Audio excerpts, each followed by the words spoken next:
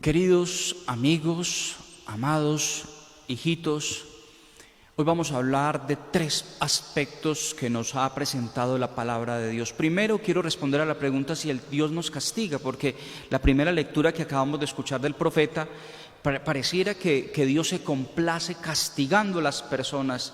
Tú que nos has herido, tú mismo nos restaurás. Tú que nos has golpeado por medio de los profetas, tú mismo nos traerás la salud. Algo así, parafraseando ese texto. Y entonces puede quedar como un sabor de un Dios fuerte, de un Dios que hiere, de un Dios que se complace en vengarse del hombre cuando el hombre se maneja mal. Recordemos que estamos leyendo el Antiguo Testamento.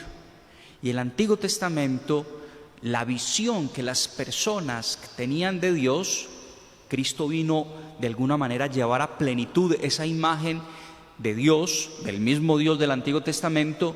Es un Dios que llama, en el cual a las consecuencias del pecado se le llama castigo. Es decir, cuando uno obra en iniquidad, cuando uno obra equivocadamente, cuando uno obra y peca, el pecado, dice la Sagrada Escritura, trae una paga. La paga del pecado es la muerte. Esas consecuencias personales, comunitarias, que trae el pecado en el Antiguo Testamento se llama castigo. Un ejemplo para que para todos ustedes les quede muy claro, muy claro. Si uno se acostumbra de pronto a un vicio y el vicio del licor, y el vicio del licor trae enfermedad, o el vicio del licor trae que uno se accidente. El accidente no es que Dios lo esté castigando, son la responsabilidad que uno tiene que asumir por ser un alcohólico, o la enfermedad que le puede traer una cirrosis. ¿Es que Dios lo quiso? ¿Es que Dios lo castigó? No, pero el dolor de la cirrosis, el dolor del accidente son consecuencias del pecado, son consecuencias del vicio. Y en el Antiguo Testamento a esas consecuencias se le llamaba castigo. Entonces, en un sentido estricto, Dios no castiga.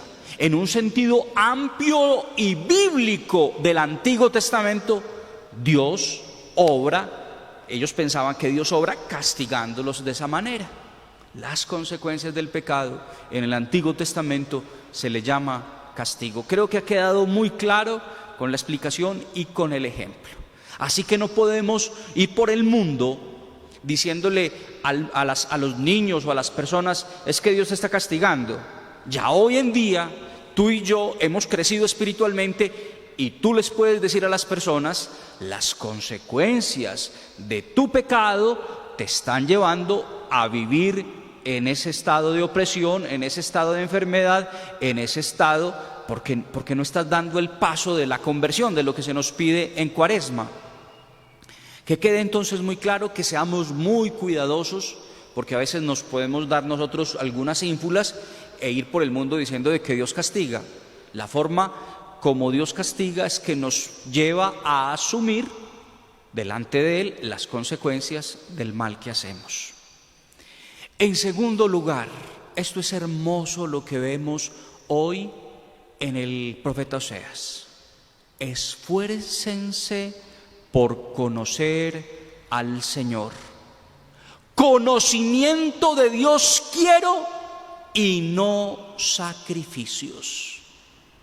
No sé si a ustedes no les pasa algo cuando el reclamo de Dios es que no lo conocemos.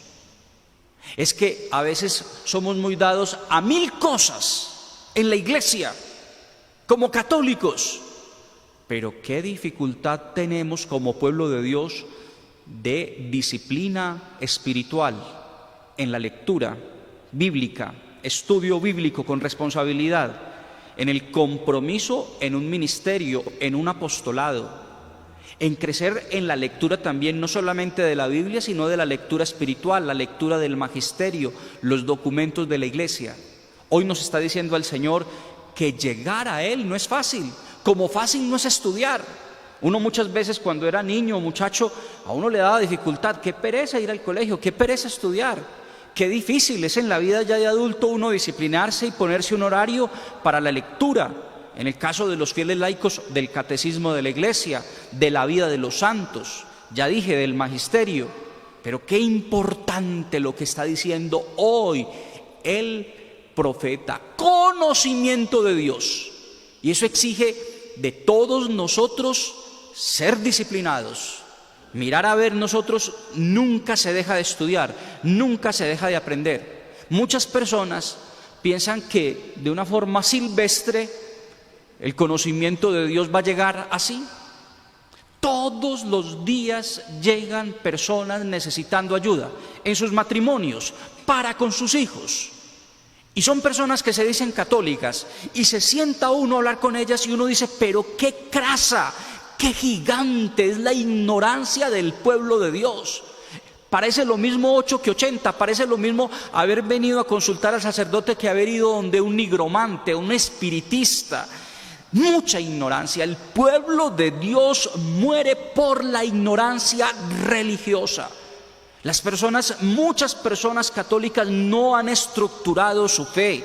Muchas personas han de alguna manera descargado el conocimiento de Dios. Y hoy ese es el reclamo del profeta. Más que sacrificios, más que ayunos, más que obras externas de piedad, que son necesarias y que en este tiempo de Cuaresma las debemos hacer, lo que el Señor quiere es conocimiento de Dios. Por eso esfuércense, dice el profeta, esfuércense en conocer al Señor.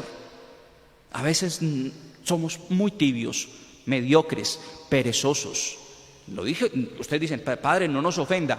Como nube mañanera, como esa nube de la mañana en estos tiempos fríos que hay acá en nuestra ciudad, que se va disipando, como rocío en la madrugada, es el amor que ustedes me tienen. Y así es. O sea que hoy los quiero estimular a todos, que se pregunten como católicos, ¿cuál es mi compromiso real con la Iglesia? ¿Mi compromiso simplemente es participar de los sacramentos? ¿Cuál es mi apostolado?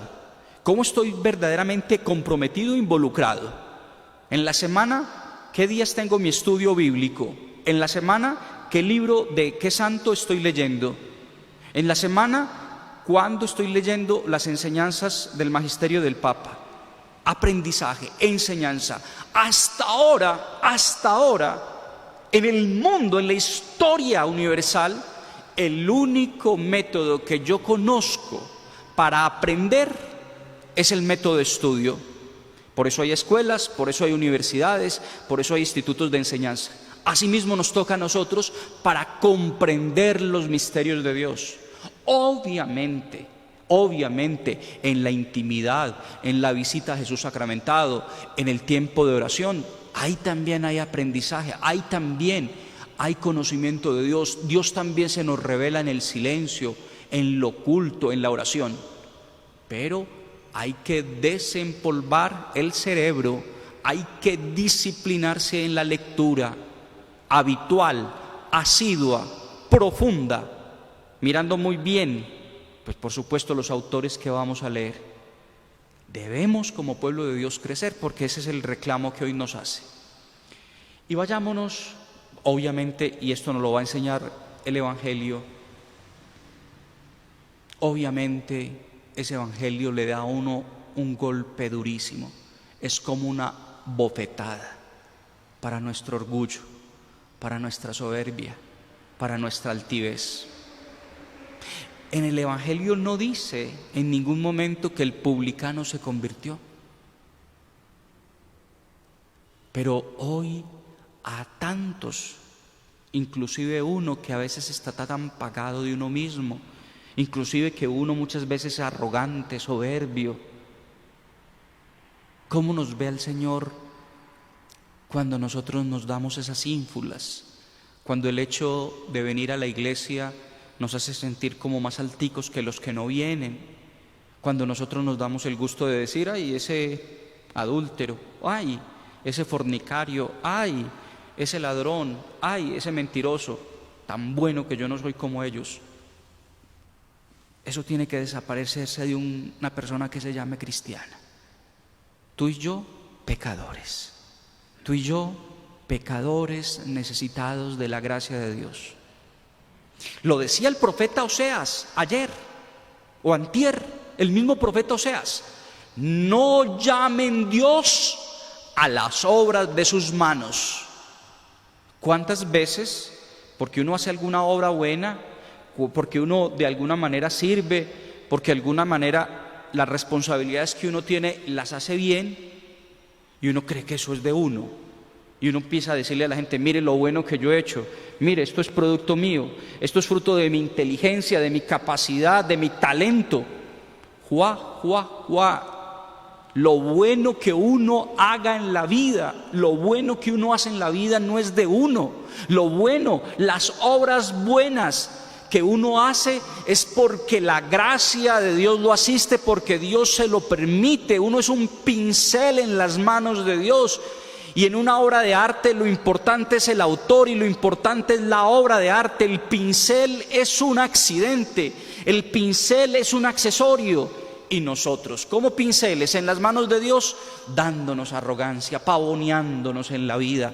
Hoy es un día también, en este sábado, para decirle al Señor: Señor, y es una oración muy valiente la que voy a hacer en este momento. Podría decir que hasta peligrosa hacer una oración. No, yo la hago y me da susto, pero es necesaria en este tiempo de Cuaresma. Señor, si es necesario, humíllame. Que si viene de ti la humillación, yo estoy dispuesto a aceptarla. Quítame lo que me estorba, Jesús, quítame. Yo no quiero nada que sea presunción, yo no quiero nada que sea vanidad, yo no quiero nunca pasar por orgulloso. Señor, necesito delante de ti, delante de tu presencia, ser pequeño. Nunca me quiero llenar de soberbia. La soberbia es el pecado de los demonios. No hay nada más parecido a Satanás que un hombre soberbio, una mujer soberbia. Y de eso podemos estar rodeados. Nosotros, ¿de qué vamos a presumir? ¿De qué vamos a presumir si todo en la vida es gracia? Si cuando tú y yo nos confrontamos delante de la santidad de Dios, ¿cómo nos vamos a envanecer? ¿Cómo, hermanito, hermanita? ¿Cómo? ¿De qué vamos a presumir? Si no fuera porque todos los días nos asiste la gracia de Dios, nosotros estuviéramos peor que los que están en el mundo. Por eso tenemos que tener mucho cuidado, hermanitos, porque a uno se le va metiendo ese bicho del orgullo. La cola de Satanás se mete en el corazón y uno termina diciendo: bueno, ¿y yo por qué? ¿Yo soy bueno? No, siempre que entremos al templo, siempre que vengamos a la Eucaristía, delante de la presencia del Señor: Señor, me humillo delante de ti. ¿Qué fuera de mi vida sin tu gracia? ¿Qué fuera de mi vida sin tu amor? ¿Qué fuera de mi vida sin tu respaldo, sin tu protección? Humillarnos delante de Dios, humildad delante de Dios. Porque es la verdad, es la verdad. Apariencias. Mañana ustedes van a estar muy en la mañana en la Santa Misa del Milagroso. Mañana domingo 14 tenemos misa a las 7 de la mañana del Milagroso. Y ustedes se van a dar cuenta en esa primera lectura cuando habla de que el Señor no se fija en las apariencias, sino en el corazón. Las personas conocen esta fachada y las personas dirán: qué bueno, qué santo, tal cosa, pero solamente Dios nuestro Señor sabe que la procesión va por dentro, y solamente Dios conoce la fragilidad, las miserias, el orgullo, todo lo que denuncia el Evangelio de hoy. A través de la Santa Eucaristía, con la protección de la Santísima Virgen María, la intercesión de San José, que el Señor nos levante. Nosotros nos humillamos delante de Él para que sea Dios y solo Dios quien levante nuestra vida. Amén.